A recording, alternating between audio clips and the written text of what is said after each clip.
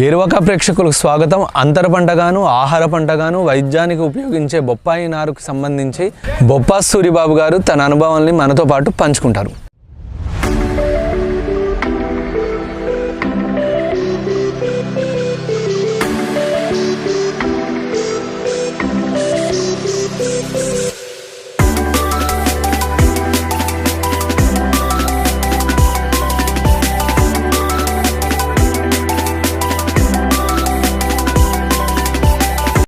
నమస్కారం అండి.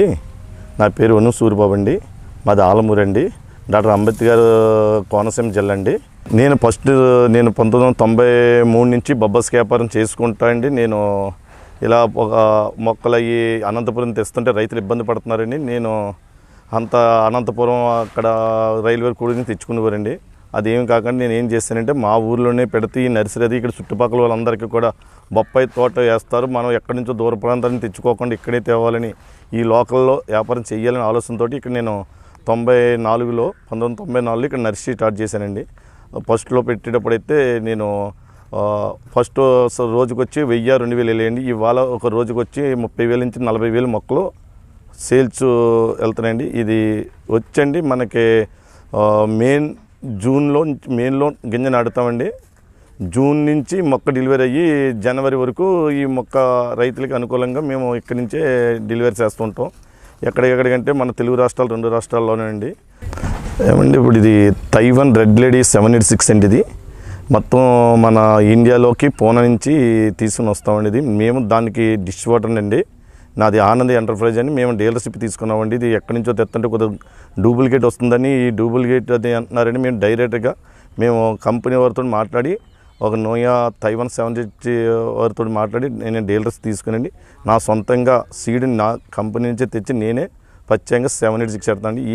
ఈ మధ్యకాలంలో కొత్తగా ఏరే కంపెనీలు వచ్చినాయండి. ఈస్ట్ వెస్ట్ది సొప్పన ఒకటి రెడ్ రైల్ వచ్చిందండి. అంటే మా జిల్లాలో ఓన్లీ పచ్చికాయ కోతకి ఆ అనుకూలమైన విత్తనం అండి అది ఓన్లీ. కానీ ఎక్స్పోర్ట్కి వచ్చినప్పటికీ అది పని అవ్వదండి. అలాగే మళ్ళీ ఇంకొక విత్తనం కూడా వచ్చింది ఎలకం వారిది 46 అని అదో రకం వచ్చింది. అది ఎంతవరకు అనేది ఈ సంవత్సరం పెట్టారండి ఒక మాదిరిగా. ఒక మట్టి కుండి వచ్చినప్పటికండి ఇది ఒక గింజ నాటిన కాంచి 35 రోజుల నుంచి 40 రోజులకి రైతుకి డెలివరీ ఇవ్వగలుగుతాం. అదే ఇప్పుడు మన శ్రీలంక నుంచి జిప్సీ అని ఒకటి వచ్చిందండి. అందులో అయితే మినిమం 35 రోజుల నుంచి 45 రోజుల దాకా అందులో పెంచి అది పెంచవలసి వస్తుందండి. ఓకేండి. ఇది జిప్సీ అన్నది ఇంత ఉంటుందండి. కానీ వాటర్ అయ్యగానే దీన్ని ఇంత లావ్ అయిపోద్దండి. ఇంత లావ్ అయ్యాక ఇది ఉబ్బినట్టునే దీంట్లో గింజ పెట్టండి. దీన్ని గింజ పెట్టి రైతుకి అనుకూలంగా దీన్ని ఇలా తీసుకెళ్ళి మొత్తం కవర్ సింపగానే దీన్ని నాటేసుకొచ్చింది. ఇది జిప్సీ మొక్కండి. కాకపోతే మామూలు మట్టి కుండీకేనండి దీనికి 2 రూపీస్ ఎక్స్ట్రా అవుతుందండి. అది వచ్చేటప్పటికి దీనికి 2 రూపీస్ ఇంటికి ఎక్స్ట్రా అవుతుందండి. దీని కాస్ట్ వచ్చండి ₹3.10 పడుతుందండి. ఇది మట్టి అన్నప్పటికీ ₹1 పడుతుందండి. అంతే కాబట్టి దానికి ఒక 2 రూపీస్ ఎక్స్ట్రా కాస్ట్ అవుతుందండి. కానీ రైతు వారికి అయితే ఇది చాలా బెటర్ అండి. కారణం ఏంటంటే ఒక 10 మంది చేయవలసిన పని దీన్ని ఒక మనిషి చేసుకుని పాతుకుని వెళ్ళిపోతారండి. ఇది దానికి అది ఒక అనుకూలమైనదండి. ఇప్పుడు ఇది ఒక ఎకరానికి వచ్చండి మొక్కలు ఎన్ని నాటుతారంటే సార్, ఎకరానికి వచ్చండి 6 పెట్టుకుంటే 1200 మొక్కలు ఎక్కుతాయండి. అలాగే మనకి 7 పెడితే 900 మొక్కలు ఎక్కుతుందండి. ఎందుకంటే అదే గట్టి సాయిల్ అయినప్పటికీ 600 మొక్కలు పెట్టాలండి. అదే గొల్ల సాయిల్ అయితే 700 పెట్టుకుంటారండి. అది మనకేంటంటే అండి ఇప్పుడు 8 పెట్టండి. మనకి ఎండ బోధి తీసి ఏపుకి గొట్టు మీద మొక్క 6 పెట్టుకునండి. బోధికి 8 పెట్టుకుంటే ఇంకా బాగుంటుందండి.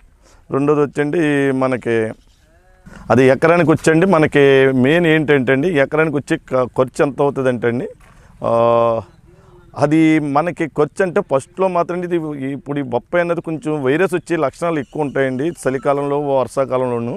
కారణం ఏంటి అది తట్టుకోవడానికి మనం ఏం చేయాలంటే అండి ఫస్ట్లోనే దుక్కులోనే ఒక 2 నెలల ముందు దాన్ని ప్రిపేర్ అయ్యి ఆ 2 నెలల ముందు ఏంటంటే ఎకరానికి 5 టొక్కులు పశువుల పెంట వేసుకుని మన దుక్కు దున్నుకుని దాన్ని బోధులు తోలుకుని బోధి మీద మనం డ్రిప్ లాక్కుని డ్రిప్ మీద మల్సింగ్ వేసుకుంటే మనకు కొంత కొరస ఎక్కువైనా వైరస్ రాకుండా కొంత తగ్గుతుందండి.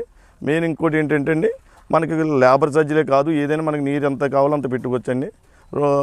దానికి అనుకూలమైంది. అదే కానీ మనం బోధులు తోలకుండా గుట్లేకుండా మామూలుగా పెడతాం వల్ల ఏమవుతుందంటే శీతాకాలంలో అది నీరు ఎక్కువ పెడతాం వల్ల కింద కూలింగ్ అయ్యి పైన కూలింగ్ అవుతాం వల్ల వైరస్ వచ్చి పడుతుంది. కారణం ఏంటి, ఇది ఎండ ఎక్కువ ఉండాలండి. దీనికి ఎండ కూడా ఎలాగంటే అండి దీనికి కనీసం మనకి 30 డిగ్రీల నుంచి 25 డిగ్రీల నుంచి 35 డిగ్రీలు ఉండాలండి. అదే నైట్ పూట అయితే 12 నుంచి 14 ఉండాలండి. అటువంటి ఏరియాలోనే బొప్పాయి సూట్ అవుద్దండి. ఇది అది అనుకూలమైన ఏరియా అండి. ఎందుకంటే మన ఆంధ్రప్రదేశ్లో మనకి తెలంగాణ రాష్ట్రం, ఆంధ్రప్రదేశ్ రాష్ట్రంలో ఫస్ట్లో ఉండేదండి. ఇప్పుడు అలాగే మన మహారాష్ట్ర కూడా ఇప్పుడు ఎక్కువ పండిస్తున్నారండి. అది చల్లున్న ప్రదేశాల్లో అయితే మాత్రం సక్సెస్ అవ్వదండి. చల్లని ఏరియాకి బొప్పాయి సూటబుల్ అయిందండి. ఎక్కువ నీరు మాత్రం ఇంకిపోయే వాటర్ మాత్రం ఎంత వర్షం కురిసినా ఇంకిపోయి వాటర్ మాత్రం నిల్వ ఉండకూడదండి. నిల్వగానే ఉంటే మొక్క చనిపోయే లక్షణాలు ఎక్కువ ఉంటాయండి. ఇది వాటర్ మాత్రం లేని ఏరియాలో బాగా డ్రై వాటర్ ఎంత వర్షం ఉన్నా డ్రై అయిపోవాలండి. దీనికి డ్రై అయిపోతేనే బొప్పాయి మొక్క బతికితాకు లక్షణాలు ఉంటే వైరస్ రాకుండా ఉంటుంది. అదే వర్షం ఎక్కువ ఉన్న చోపు వైరస్ కానీ చనిపోతా కానీ ఆస్కారం ఎక్కువ ఉంటుందండి.